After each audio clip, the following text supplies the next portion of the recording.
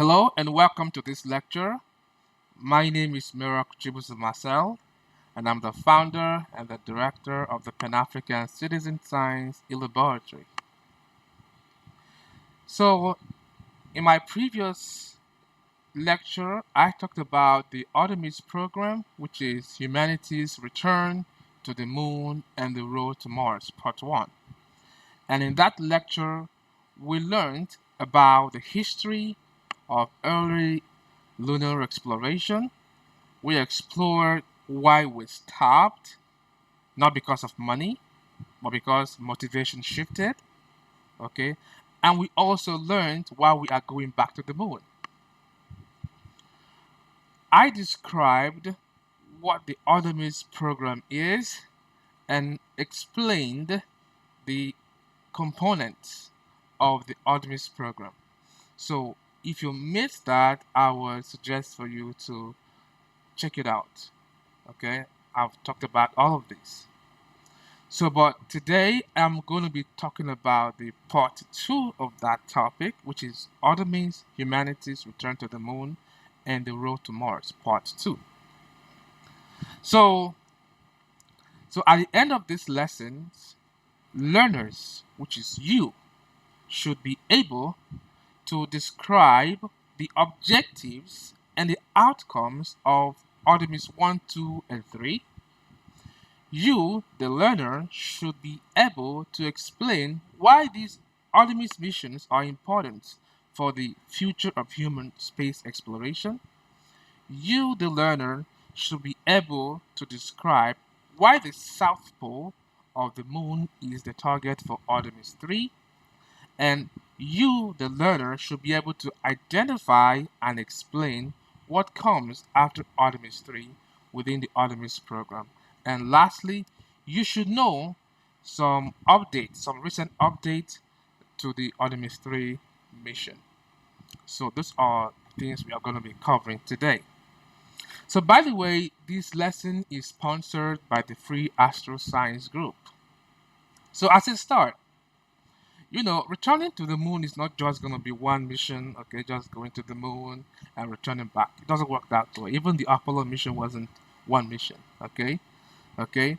It's going to be a series, just like Apollo's. It's going to be a series of well, carefully planned journeys, okay?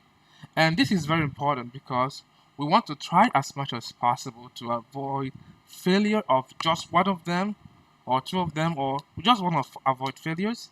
We want to reduce risks, and we also want to ensure overall success of the mission.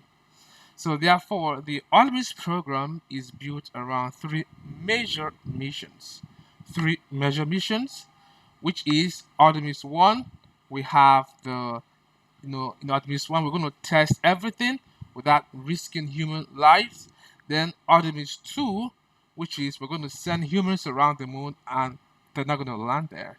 Okay, and then we have the Artemis 3, which is the actual moon landing mission. Okay, these are the three major ones, and I'm going to be delving into them one by one. Okay, now, now the Artemis 1, that is the test mission. This first mission was designed to answer one very important question, which is, can we safely go to the moon and come back? Okay, and this is very important because you put human lives at risk when you put human on those rockets and on those warriors and those technologies. Okay, so for you to put human lives at risk, you have to test it. You have to test it very well because one wrong move and everything explodes. It's going to send shock around the world and is going to take the industry backward. Okay, you're going to take the industry backward because such thing has actually happened before. Okay, we lost astronauts, so we want to make sure that such kind of events don't happen again. We have to test every single thing, the technologies, before we put human beings there. Okay, so that is the mission of Artemis 1. We want to test it. So and it happened. So during the first flight, we tested the Space Launch System. So that is the Space Launch System you see right there. Okay, this is actually the biggest rocket we have ever built to send human out of space. So we tested it, we all watched it, it was beautiful, we tested it, okay? Then we also tested the spacecraft Orion. Okay, this is where human beings are going to stay. It supports the astronaut, there's oxygen, the pressure is maintained, the toilet, they have everything. Okay, so you're gonna test it because this is what is gonna take astronauts into deep space and return them. Okay, so this particular Orion, this mission has actually happened. So this particular spacecraft, compared to the previous ones like the Apollos, it performed, it went farther, and also it was just to test extreme conditions compared to Apollo missions, and it all went successfully. Okay, so we also tested the crew capsule. The crew capsule, this is the crew capsule, you can see there. So here is the entire Orion system, and here is the crew capsule. So within the Orion system, you have the crew capsule, okay? And this is what returns astronaut to Earth, okay? Because after the astronaut was out, going around the moon, they come back, okay? This crew capsule is jettisoned from here, from these other ones, and it enters Earth's atmosphere. Now, during re-entry, it encounters the atmosphere because it is moving at a great speed, so it encounters the Earth atmospheres, and there's this friction. Okay, there's heat is generated, and it begins to burn. It begins to flame up. Okay, so if we didn't test it properly and it flames up and it to rush the astronaut, that's gonna be a whole mess. So imagine going to war and returning back and a single bullet hits the soldier. So it's a mess. So we want to make sure that no mistake doing re-entry. So we want to test it even without astronaut being in there. So that's one of the things we did in the Apollo 1. And so here are some of the parts. We have the heat shield, we have the abrasive material, we have the plasma flow, we have the structure, we have the insulating layer, and all of that were tested. So this mission has actually taken place. It took place on November 16, 2022. It lifted off from Kennedy Space Center, okay, and traveled to a total distance of about 2.3 million kilometers. 2.3 million kilometers. It took it 25 days, 10 hours, and 53 minutes. Okay, then it came back. It returned, splashdown, we call it splashdown, on December 11, 2022. It landed in the Pacific Ocean off the coast of San Diego. During this mission, it attained the farthest distance from Earth, a distance of about 432,210 kilometers, and its farthest distance with respect to the moon was 64,000 kilometers. So here is the mission trajectory of Artemis 1. Artemis 1 will restore America's ability to reach the moon with systems built for humans. Launching east from Kennedy Space Center, the Space Launch System will propel an uncrewed Orion spacecraft to orbit and then commit to a lunar trajectory with a trans-lunar injection. Its outbound coast will intersect to a distant retrograde orbit. With systems checked, the engine will once again fire to exit lunar orbit and set Orion on a path back to Earth. So, to exit lunar orbit. And did you see the complex maneuver it performed?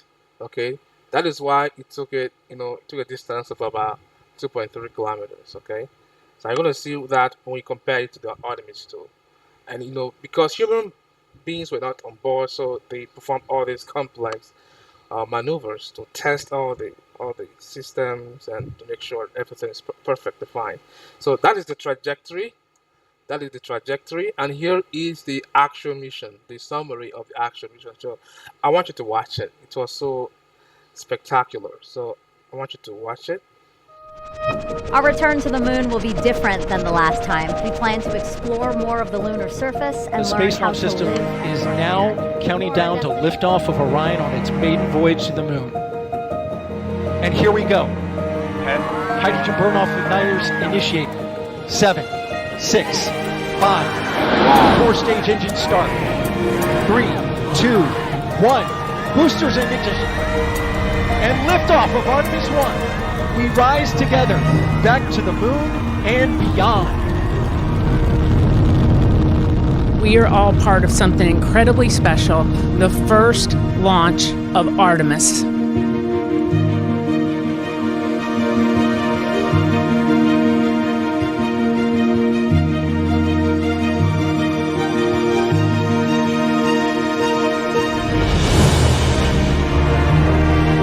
This view of Earth from a human-rated spacecraft not seen since 1972 during the final Apollo missions.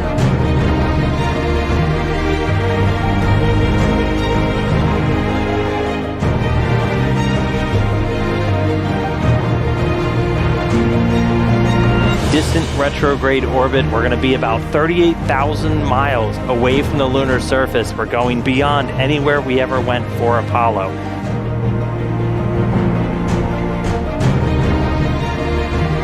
The Orion spacecraft is barreling its way back home after circumnavigating the moon and beyond in an elliptical distant retrograde orbit. Splashdown.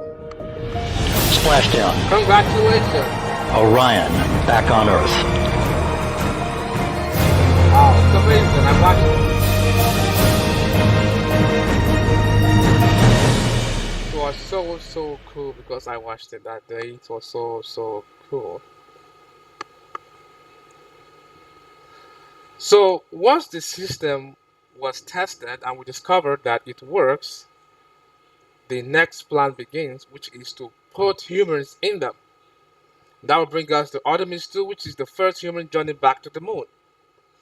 So the Artemis 2 mission became the first time in more than 50 years that humans traveled towards the moon again. So the mission, the Artemis 2 mission, it happened this month, April 1st. The mission lifted off from Kennedy Space Center, as always, and it traveled a total distance of about 1.1 kilometers. Okay, it didn't perform complex maneuvers, so that's not understandable. It spent 9 days compared to the Artemis 1 mission, which is 25 days. It just only spent approximately 10 days, and so it splashed down on April 10, just a few days ago, at approximately 8:07 p.m. in America. Okay, in the same Pacific Ocean off the coast of San Diego. So during this mission, it attains the farthest distance it attained from Earth was 406,000 kilometers, and the closest it could get to the moon was 6,543.6 kilometers. So it was amazing. We all watched it. So this is the mission trajectory.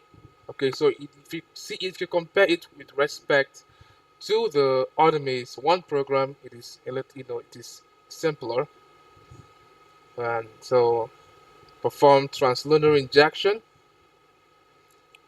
and traveled, then it went behind the moon. It experienced eclipse. I'm going to show you pictures of that, and it returned. Okay, so returned. So it spent 10 days, and here is the overview of the mission. So I want you to watch it.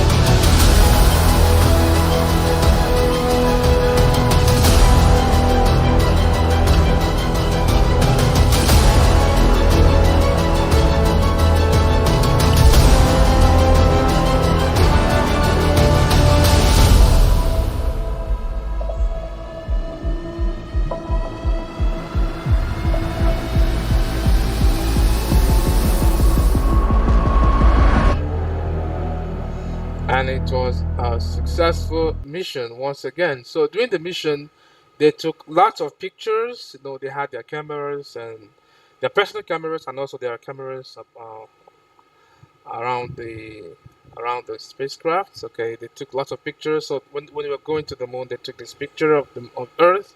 This is West Africa. This is North Africa. This is just Africa, the other end of Africa. So here is other pictures from the moon. So here is astronaut Christina Coach. She's looking through the window and taking pictures with the camera. And here's all the pictures. Here is when they were moving behind the moon. They are they took these beautiful pictures, and they took these pictures, and they took this picture. This is like a crescent Earth. So they also took the picture of the Milky Way band from the spacecraft. Very beautiful and clear. So here is probably the most epic of the pictures. So this is during the eclipse. They were in the shadow of the moon. Okay, so they experienced eclipse for a few minutes. And they took pictures, and it looks like they were in exoplanets. So it looks so beautiful. And so they took pictures. And they sent a lot of pictures. They are flying around over social media. So one may want to ask, were they like tourists? What was the purpose of this mission? Okay, because they were just there taking pictures and having fun. No, they were not just having fun and taking pictures. Okay, there was purpose for that, and I'm going to list them one by one. And number one is that during the mission was set to test the human survivor in deep space. Okay, the mission tested how their bodies would react when it is outside Earth, Earth's protective environment, because Earth we have an ozone layer, but right there in space they're exposed to radiation from the sun, from cosmic rays, so their body was exposed.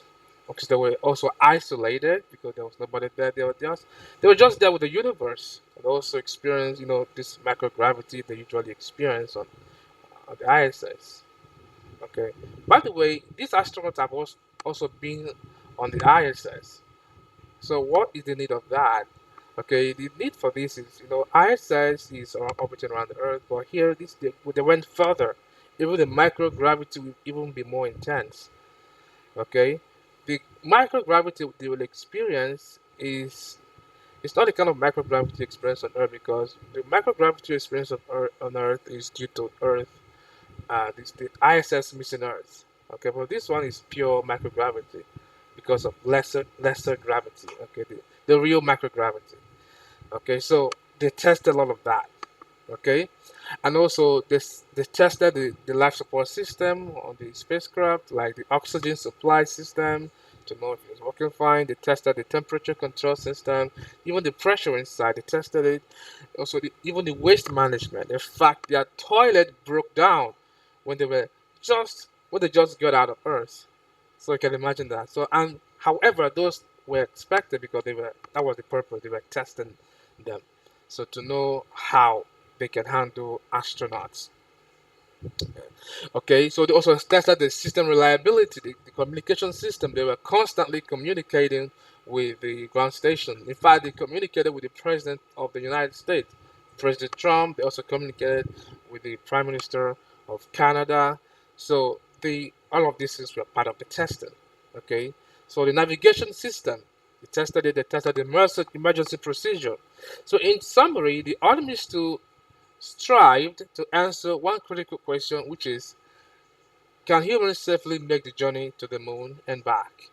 And the answer is yes, because we saw that it was successful. The only problem we had was the toilet breakdown. The Artemis 1 mission was successful. It proved the technology works. The Artemis 2 also proved that humans can trust the technology with their lives. So the next big step was is now to land humans on the moon.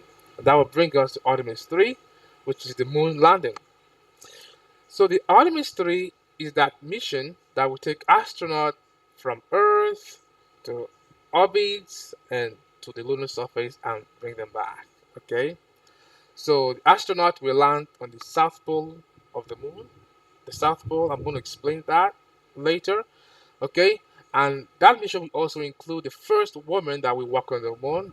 That will be astronaut Christina Koch, and also the first person of color will walk on the moon. The last Apollo missions, there were no women, and there were no people of color. They were all male, white. So, but this mission is going to be more inclusive. So that is why we are.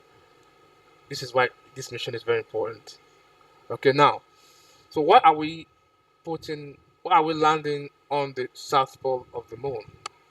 Okay, so recently NASA and the Indian Space Agency, they discovered water at the poles of the moon. Okay, both the North Pole and the South Pole. So here is the North Pole. Here is the South Pole.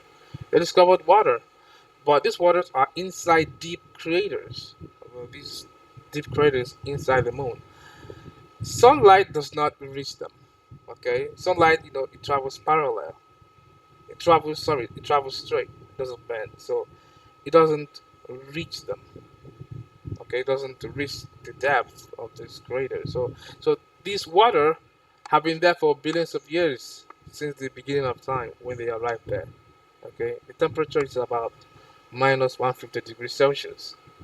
So, and that is a great news for us. That is why we are even landing there, because it means that when astronauts are going to the moon, we are not going to bother taking water, okay, with us to the moon. Okay, we're going to use that water. So astronauts are going to go to the moon with a water filtration system to purify the water, making it fit for drinking.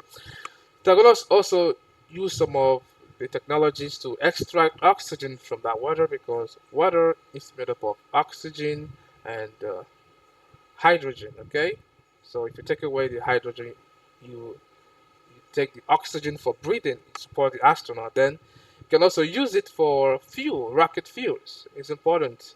In fact, the Artemis program, the fuel of the Artemis program is is hydrogen and oxygen. Okay, so and that is from water. So if you separate the two, you can use it as rocket fuel. So you see why we are landing there, so that we can have access to this water. Okay, because it's not like you're gonna land somewhere else and travel to the poles. That's risky. Okay, it is possible, but you don't know what you might encounter. Okay, so you better land close to the pole so that you can easily extract these resources. So this mission is just beyond going to the moon, landing and planting flag. Okay, it's about learning how to survive and work on the moon. Okay, the astronauts are going to be testing long-term stays and also using local resources, like I talked about, the water, lunar water. They're going to be testing it with the filtration process and also preparing for future bases. So now, what comes after Artemis 3? What comes after Artemis 3? So after we have completed the first, second, or third Artemis, are there going to be future Artemis missions? And the answer is yes. There's going to be Artemis 4, there's going to be Artemis 5, and all as many as possible. Okay, for instance, the Artemis 4 is planned to build the lunar gateway. Okay, if you listen to my first lecture, I talked about the lunar gateway, which is the future International Space Station. Okay, the current International Space Station will be retired by 2030. So when it's retired, it's gonna come back. It's gonna descend on Earth. Okay. So the next one will be built around the moon. So we call that the lunar gateway. Okay. So part of this Artemis program is to build that lunar gateway. Okay.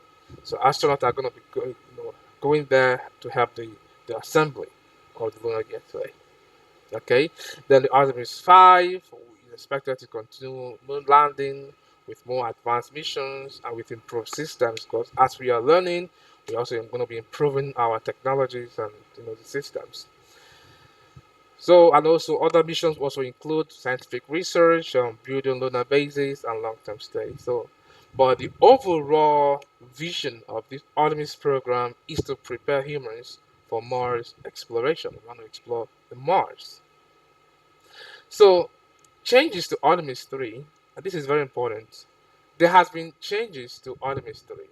A couple of seconds ago, I said that Artemis 3 is going to be the lunar landing mission. However, there has been a recent changes, and you ought to know that. So Artemis 3 is no longer the planned lunar landing mission. It has undergone a major change, okay? Instead, under a major program overhaul announced by NASA in February 2026, NASA has redefined Artemis 3 as a critical test flight that will stay in low Earth orbit.